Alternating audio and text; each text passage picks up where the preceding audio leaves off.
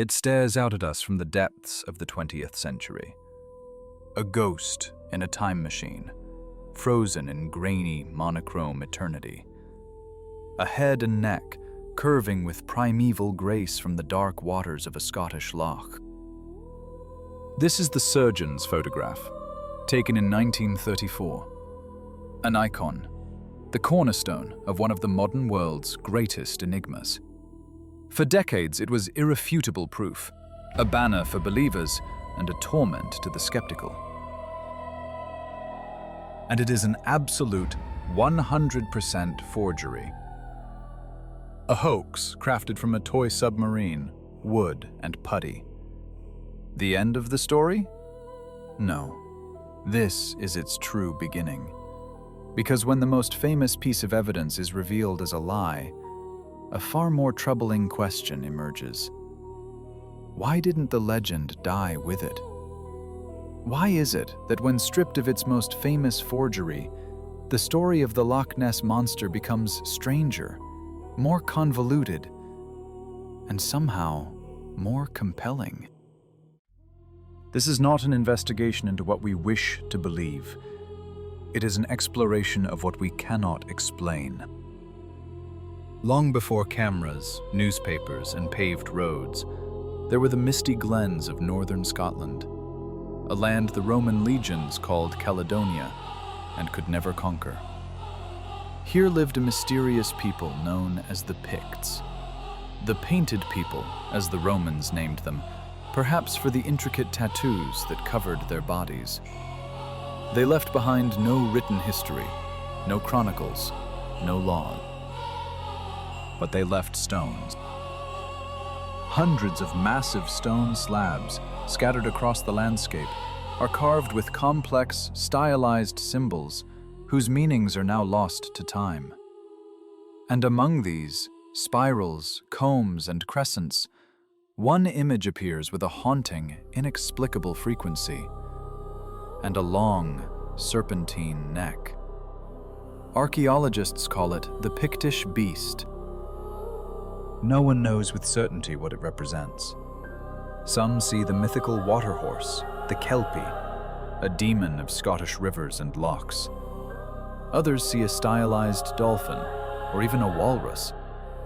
But there are those who see something more. They see the first, most ancient depiction of what dwells in the deep, peat-black waters of the Great Glen, the immense geological fault that cleaves Scotland in two, and whose heart is Loch Ness.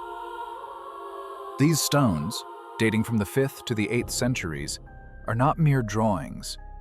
They are silent, granite-carved testimony, a message across 1,500 years that for the people who lived on these shores, a unique aquatic creature was real enough and important enough to become a permanent part of their world, a symbol etched not into a fragile photograph, but into the very bedrock of the land itself.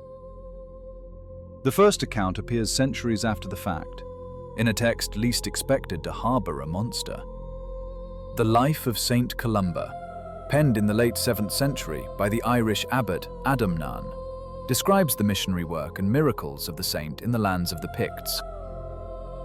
In one chapter, with almost clinical precision, Adamnan recounts how Columba, standing by the banks of the River Ness, became witness to a tragedy.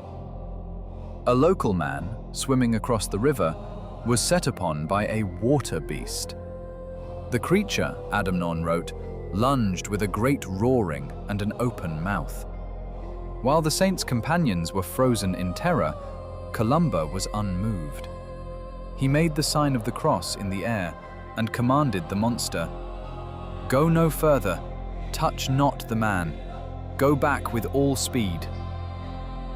According to the text, upon hearing the saint's voice, the beast retreated, more quickly than if it had been pulled back with ropes, and vanished into the depths. Skeptics see in this story only a hagiographic parable, a standard motif of the genre, demonstrating the power of Christian faith over the pagan forces of nature. But even if it is allegory, it proves one thing. By the 6th century, a deep-rooted, commonly known legend of a fierce and dangerous creature already haunted these waters. A legend potent enough to serve as a backdrop for the deeds of one of Britain's most revered saints. For centuries, this story remained little more than local folklore, a whisper in taverns and a cautionary tale for children. Loch Ness was wild, remote, and difficult to reach, but in the early 20th century, that isolation was shattered. Civilization, in the form of asphalt and the internal combustion engine, was about to pave a road directly to the beast's lair. Before 1933, the shores of Loch Ness were a quiet backwater. Old military roads, built in the 18th century to quell Jacobite uprisings, were narrow, winding, and set far back from the water's edge, hidden by forest. But the industrial age demanded speed and directness.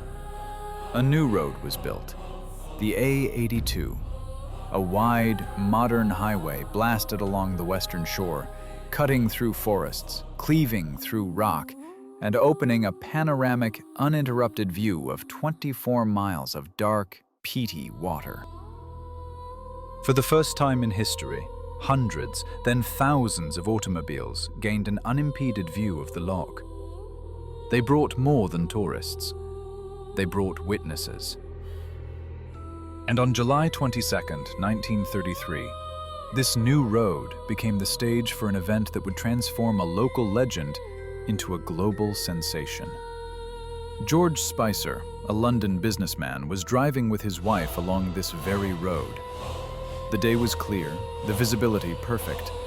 Ahead of them, some 200 yards away, something emerged from the bracken and moved onto the road.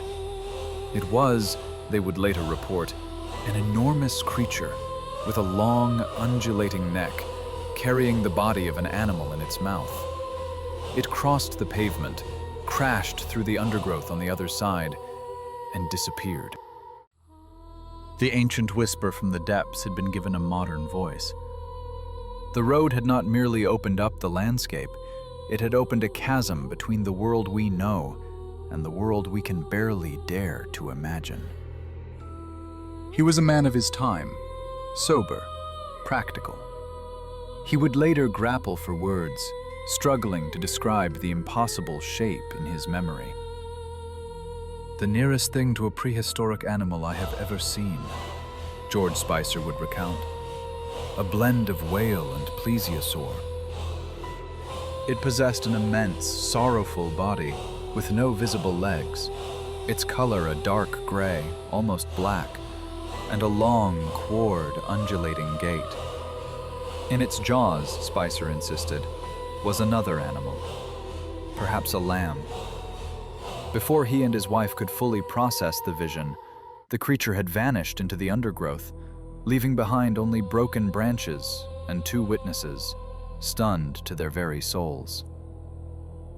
The Spice's story found its way to the Inverness Courier, and it became the single stone that starts an avalanche.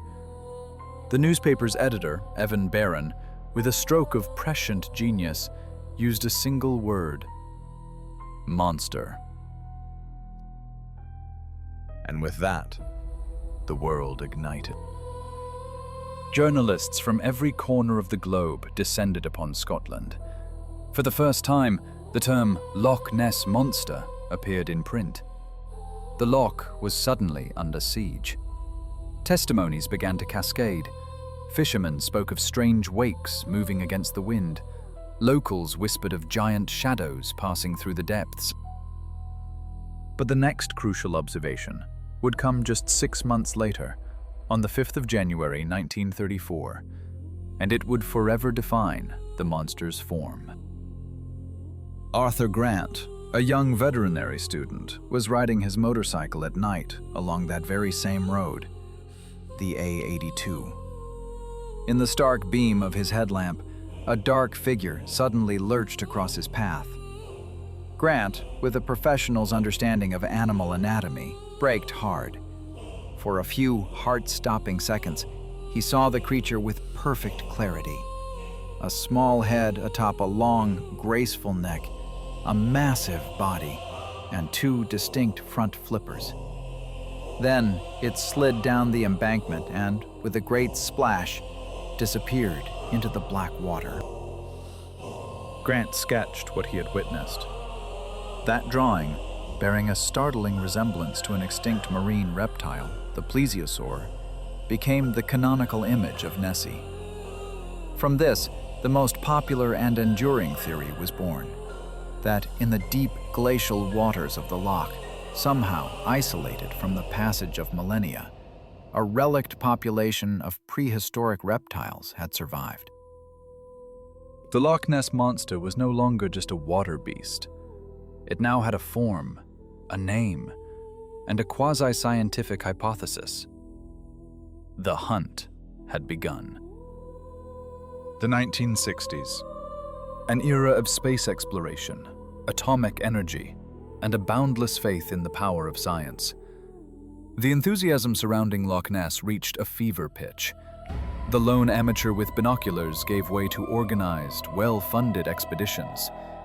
In 1962, the Loch Ness Investigation Bureau was formed, its ranks including scientists, engineers, naturalists, and even one member of parliament.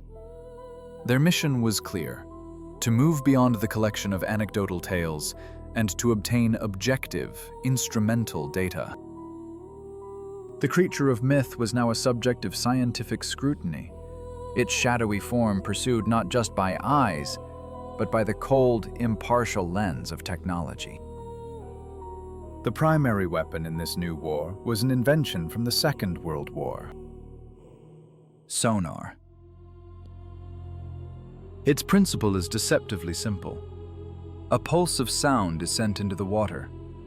By measuring the time it takes for the echo to return from the bottom, or any object in its path, one can create a sonic map of the unseen world. But the first experiments were deeply disappointing. The loch proved to be an acoustically hostile environment. Its V-shaped floor, littered with the debris of fallen rock, created a maze of false returns.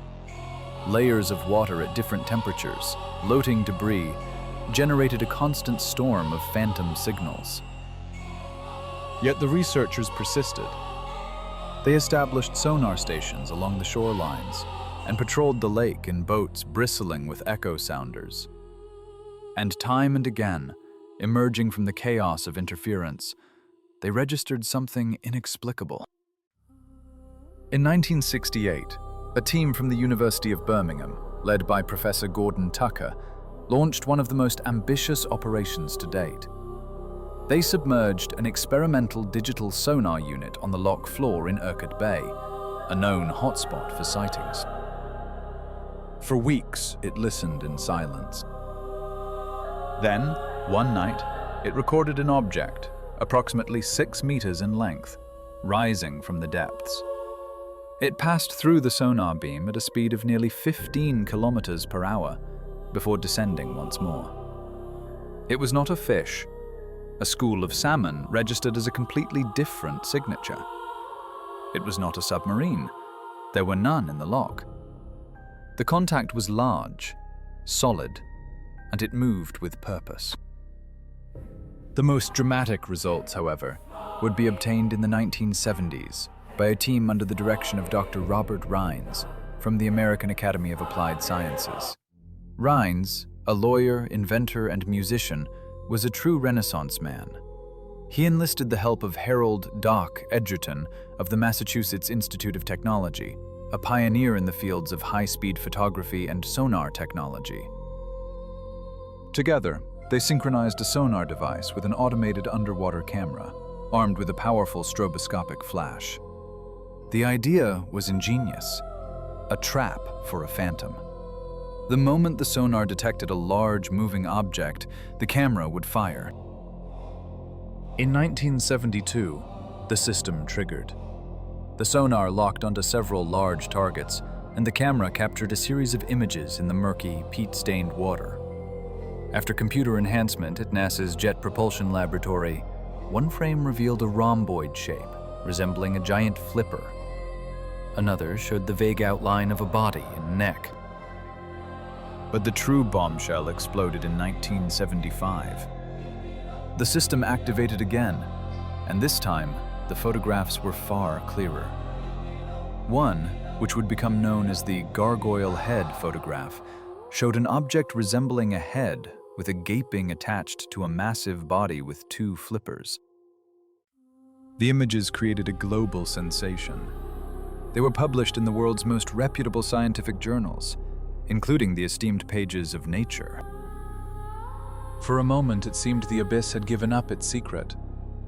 But what the machine had captured was not an answer, but a far more profound and unsettling question, one that echoes in the depths to this day. The celebrated naturalist and founder of the World Wildlife Fund, Sir Peter Scott, was so captivated that he proposed a scientific name for the creature, Neciterus rhomboctorix. It translated, roughly, to the Ness Monster with the diamond-shaped fin, a designation intended to grant it legal protection. It seemed the mystery had finally been brought into the fold of science. But the triumph was short-lived.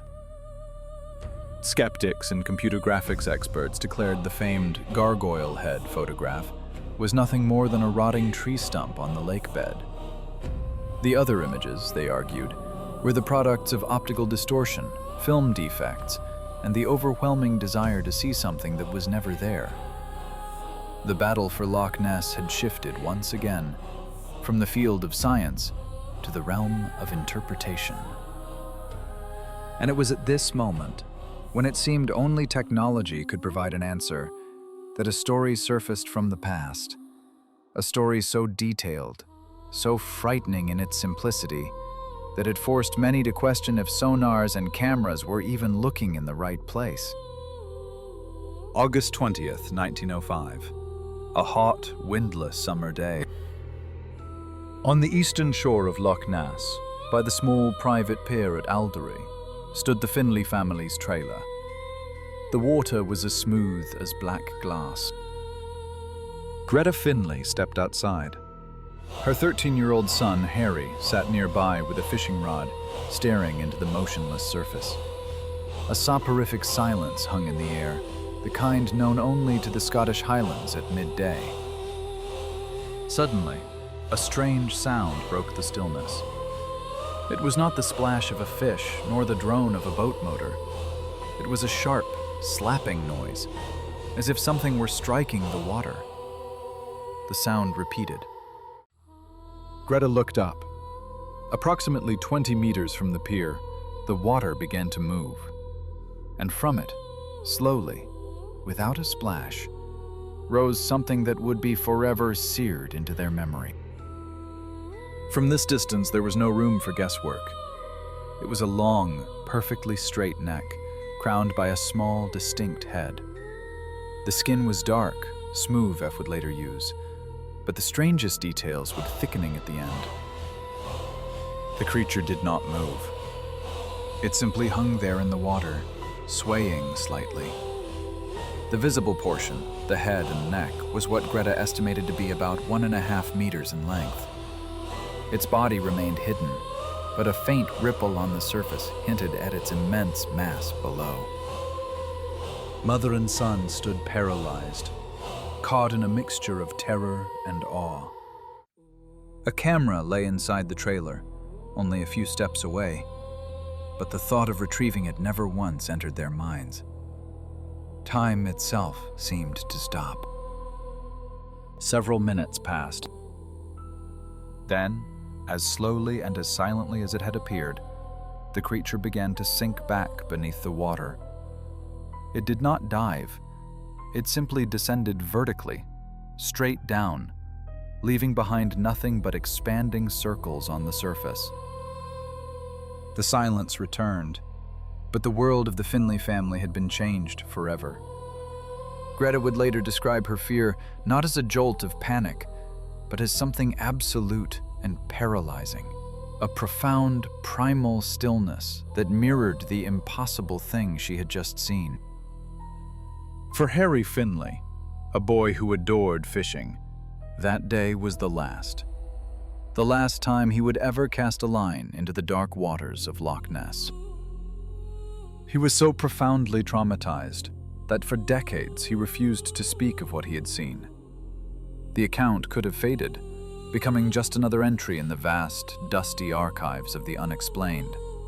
But this story possessed a remarkable and unnerving consistency. Years after the event, the researcher Constance White interviewed Harry's mother Greta in exhaustive detail. Nearly a decade later, the famed monster hunter Tim Dinsdale sought out both Greta and Harry, interviewing them separately. Their testimonies were identical, down to the smallest, most peculiar detail. And then, in the year 2000, after nearly 50 years of public silence, an elderly Harry Finlay, living a quiet life in the Scottish city of Perth, agreed to his first and only video interview. With a voice that trembled with the weight of memory, he recounted the very same story his mother had told. The slapping sounds on the water, the glistening, dark skin lunge into the depths. The passage of decades had not eroded a single detail from his mind. This was not a story. It was a testimony. For the fortress of scientific skepticism, there is no greater threat than a credible, consistent witness. The Finlay account became a formidable obstacle for those attempting to dismantle the myth of Nessie. But an answer was found. It was elegant, simple, and on its surface explained everything. What Greta and Harry Finlay witnessed on August 20th, 1952, was not some prehistoric monster. It was a deer. This hypothesis was advanced by methodical. Deer are excellent swimmers, and they are frequently seen crossing the great lochs of Scotland. When a stag swims, only its head and neck are visible above the churning water. The two strange appendages that Greta described were nothing more than the young, velvet-covered antlers of a male deer. From a distance of 20 meters, distorted by the reflections on the water's surface, they could easily appear globular. The dark, glistening skin was simply wet deer fur, catching the light of the midday sun. The naturalist Maurice Burton went so far as to create a series of illustrations demonstrating precisely how a swimming stag might appear to an observer on the Alduri Pier. The skeptics also appealed to the psychology of perception. By 1952, the image of Nessie as a plesiosaur was already deeply embedded in the collective consciousness. Upon hearing an unusual splash and seeing an ambiguous shape in the water, the minds of the witnesses, already in a state of shock and fear, may have simply defaulted to a familiar template. The phenomenon is known as pareidolia, the human tendency to see familiar patterns in random forms. Adrenaline sears memories into the brain, making them vivid, but not necessarily accurate. Details may have been distorted, the size exaggerated. The unique environment of Loch Ness only deepens the confusion. Its peat-stained water, nearly impenetrable to light, offers the perfect canvas for the mind to paint its fears and its wonders.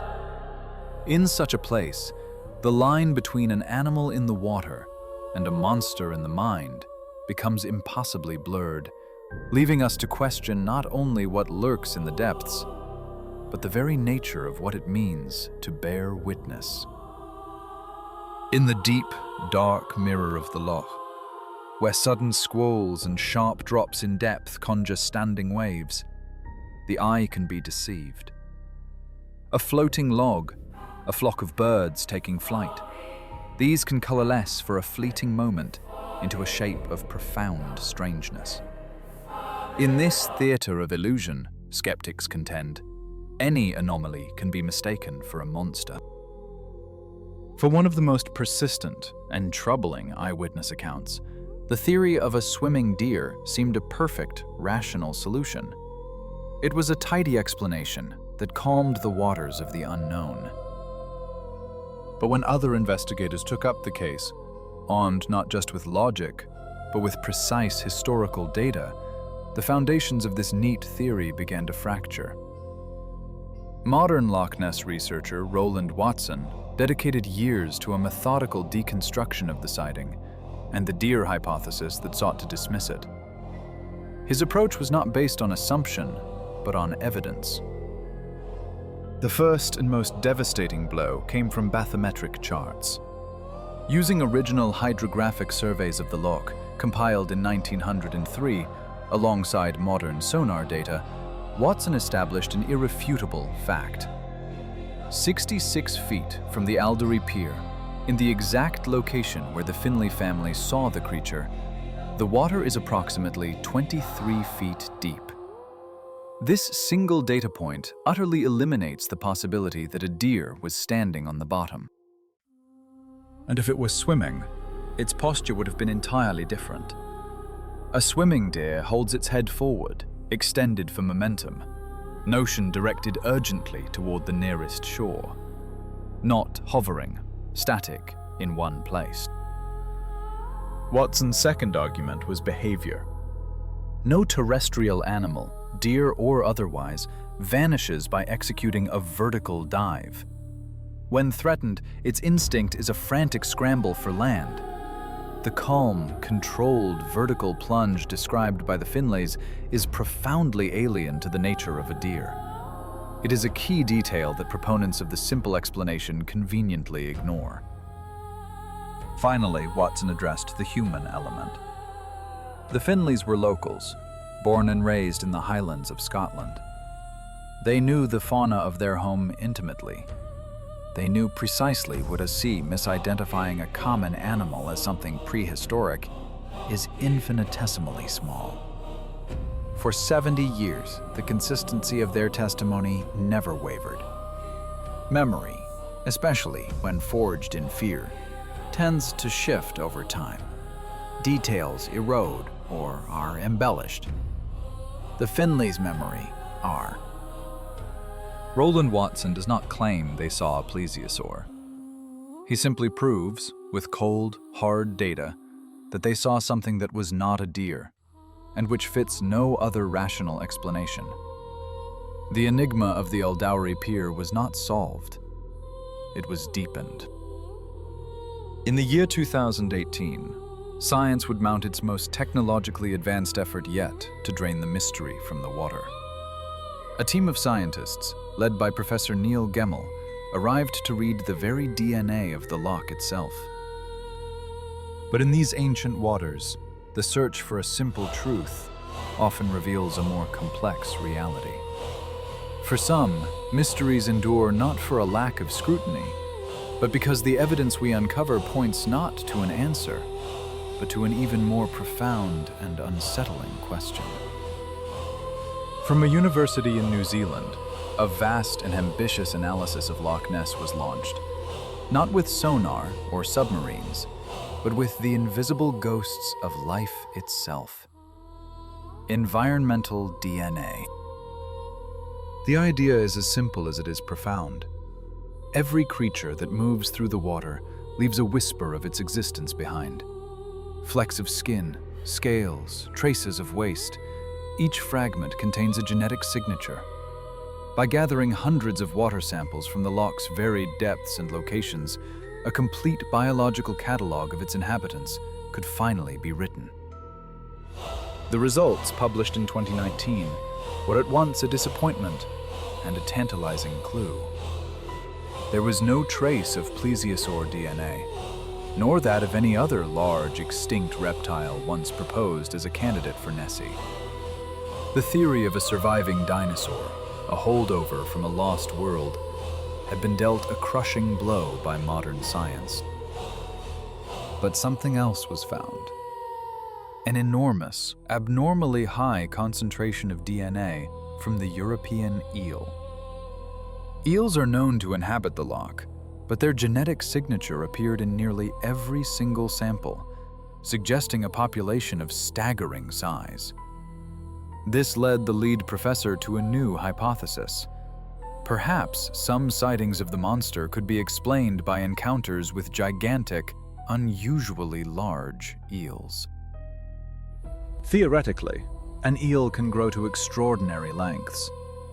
Could a few mutated individuals have reached many meters long, creating the illusion of a serpentine beast on the surface? The theory is elegant. It does not contradict the data, but it fails to account for the key details of the most classic sightings: the massive body, the humps breaking the surface, the long neck held high above the water. So, where does the legend stand today? The surgeon's photograph is a known forgery. The famous Rhine's flipper photos remain deeply contested. The plesiosaur DNA is absent. Does this mean the loch is empty? Perhaps. Perhaps the entire story of the Loch Ness Monster is nothing more than a grand chain of coincidence. A confluence of optical illusions, mistaken perceptions, floating logs, giant eels, and an immense human desire to believe in the miraculous. But then, how does one explain the Pictish Beast, carved into stone 1,500 years ago? How does one account for Saint Columba, who chronicled his banishment of a water beast in the 6th century? And how, finally, does one dismiss the testimony of 2 terrified people on the Alduri pier, whose story remained unshakable for 70 years? Perhaps we are asking the wrong question. Perhaps the question is not what lives in Loch Ness, but why this specific body of water, throughout all of human history, has generated reports of encounters with the inexplicable. Is this a property of the loch itself? Or is it a property of our own consciousness, which, in this dark, deep, and ancient place, confronts the very limits of its understanding? The mystery of Loch Ness is not merely the search for a monster. It is the search for the boundary between the known and the unknown. And as long as that boundary exists, humanity will continue to gaze into its dark waters, hoping to see that which cannot be. In the relentless hum of the modern world, information is a current, powerful and perpetual. To turn away, even for an instant, is to risk being left behind by the tide of history. For the story does not wait. It unfolds in the quiet moments and the thunderous upheavals alike, demanding not just our attention, but our understanding. What happens next is never merely an event, but a consequence, a link in a chain stretching from a past we seek to comprehend to a future we have yet to imagine.